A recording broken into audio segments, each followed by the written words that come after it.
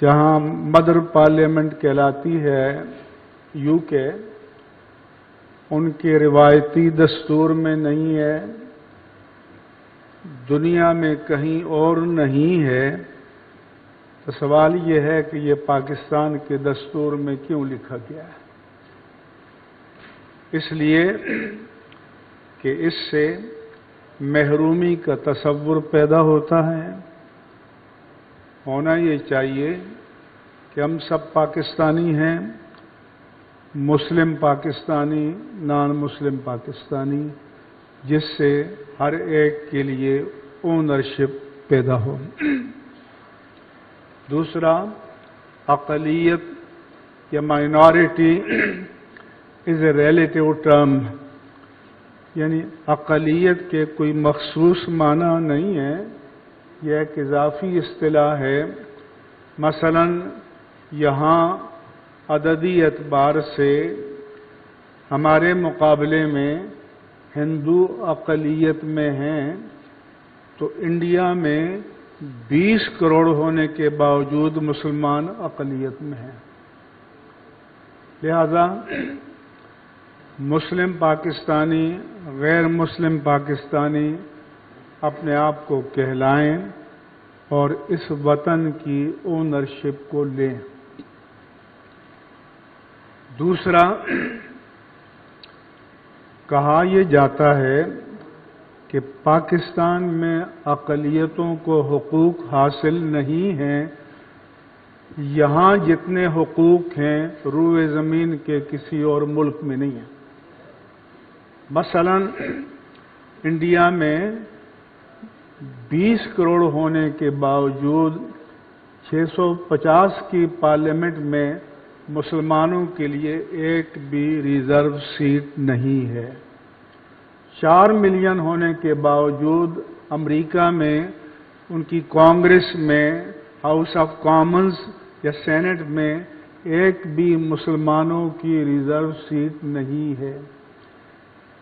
British parliament میں، پورے Europe میں کہیں پر بھی مسلمانوں کی کوئی ریزرو سیٹ نہیں ہے۔ They are enjoying more democratic rights than me. They have the right to cast their vote in their favor candidate, and they are enjoying reserved seats, which I don't enjoy. I don't have. کہ یہ سب حضرات کا ایک vote میری طرح ہے، وہ cost کرتے ہیں اور اس کے بعد مخصوص نشستیں بھی ان کو پلیٹ میں رکھ کر دے دی گئی ہیں، ہمیں تو کسی نے نہیں دی، نہ یہاں دی ہیں، نہ روئے زمین کے کسی اور ملک میں دی ہیں۔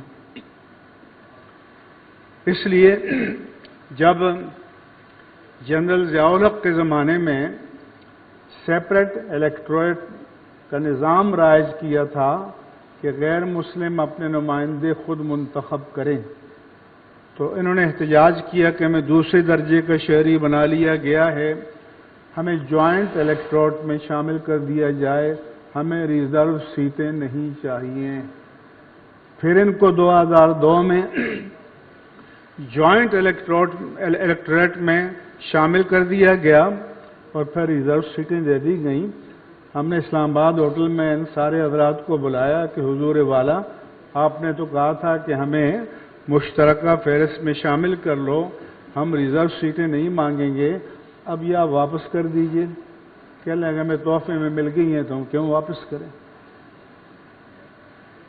تو اس کے باوجود اگر کہا جائے کہ پاکستان میں رائٹس نہیں ملتے تو روئے زمین پر کہاں ملتے ہیں؟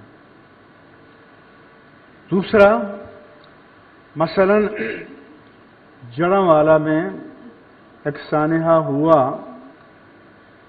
نہیں ہونا چاہیے تھا، وہاں پریزیڈنٹ بھی گئے، چیف جسٹس بھی گئے، پرائم منسٹر بھی گئے، چیف منسٹر بھی گئے، گورنر بھی گئے، اور انہی دنوں مستونگ میں میلاد النبی کے جلسے پر خودکش حملہ ہوا اور درجنوں مسلمان شہید ہوئے۔ وہاں نہ کوئی صدر گیا، کوئی گورنر گیا، نہ کوئی پرائم منسٹر یا چیف منسٹر گیا، نہ کوئی چیف جسٹس گیا، تو مظلوم ہم ہیں یا یہ ہیں؟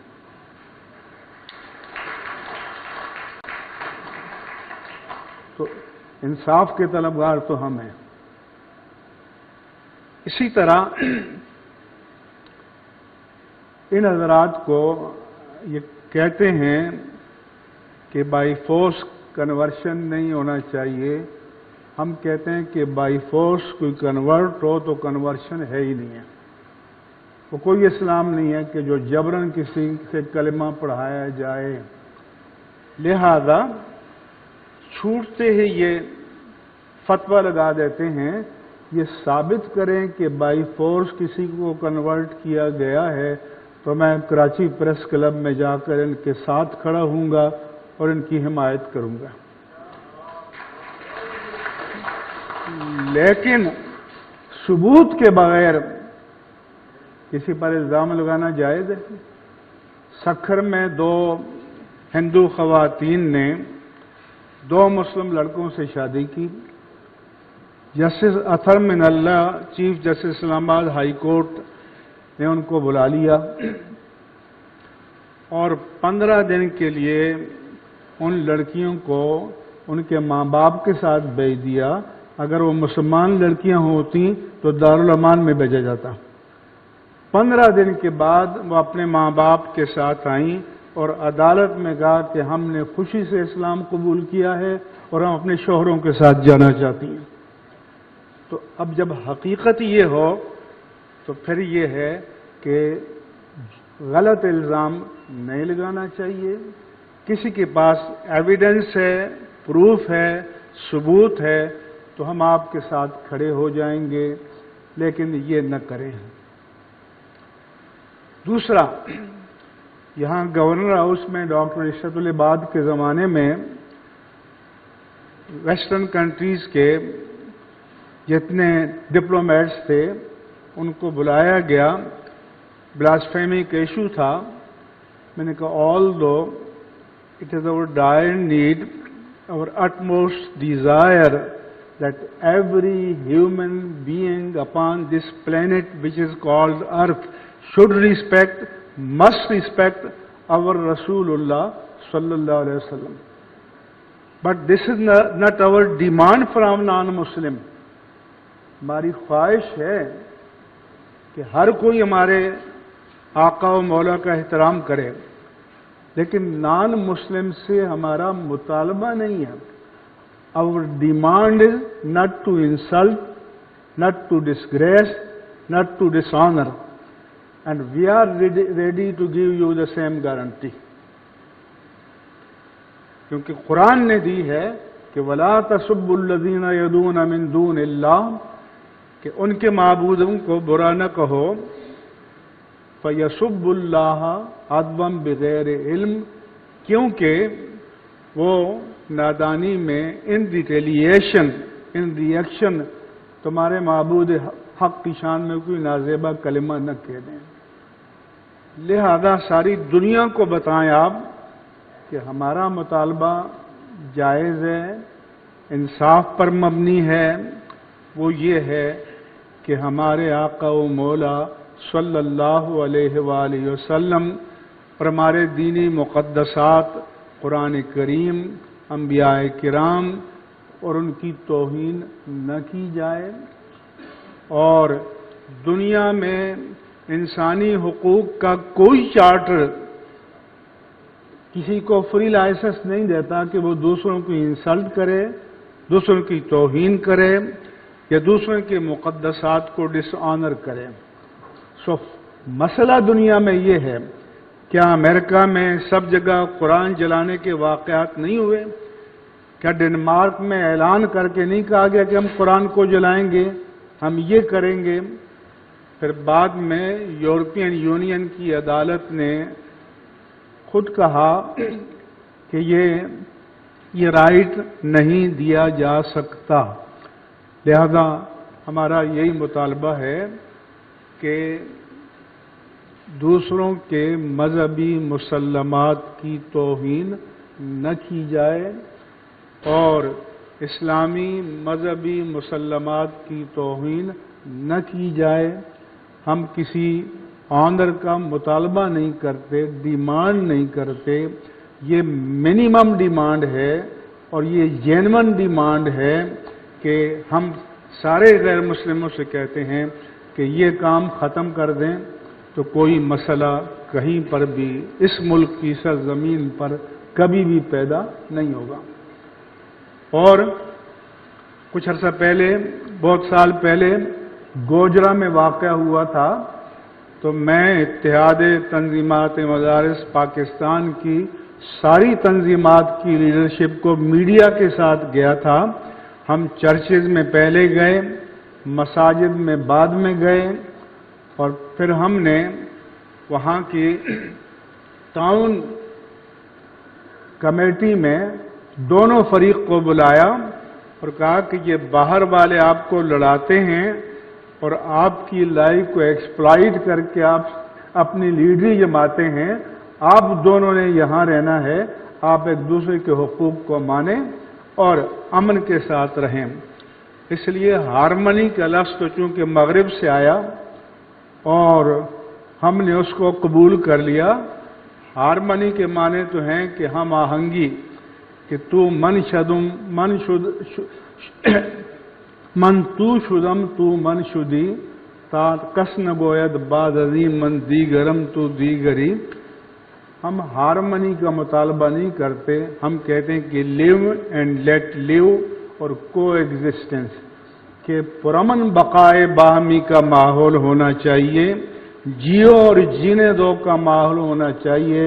اور ہم وہی دوسروں سے مطالبہ کریں گے جو ہم خود ان کو دینے کے لیے تیار ہیں.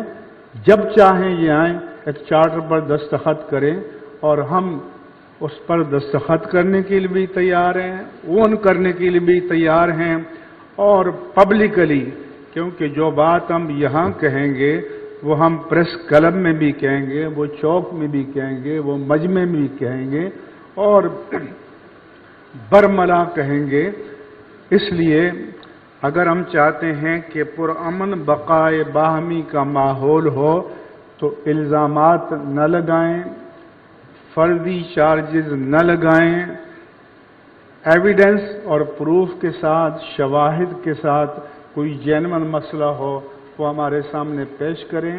اگر وہ ایویڈنس، وہ چارجز صحیح ہوں گے تو ہم آپ کے ساتھ کھڑے ہوں گے.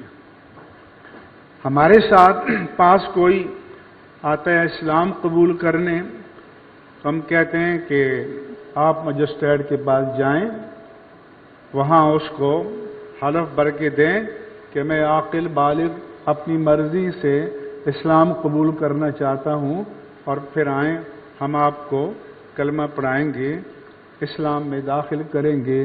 کسی جبری اسلام کے ہم قائل نہیں ہیں، اور اللہ کا کھلا اعلان ہے کہ لا اکراہ فی الدین، کہ دین قبول کرنے میں کسی پر کبھی بھی قطعاً کوئی جبر، زور زبردستی نہیں کی جائے گی. اس لیے میں پاکستان میں رہنے والے تمام اہل مذاہب سے کہتا ہوں کہ وہ پرامن بقائے باہمی کے لیے مسلمات پر مشتمل جب بھی چاہیں ہم ایک چارٹر پر سائن کرنے کے لیے، اس کی ایڈوکیسی کے لیے، اس کی اونرشپ لینے کے لیے اور اس کو قبول کرنے کے لیے ہمیشہ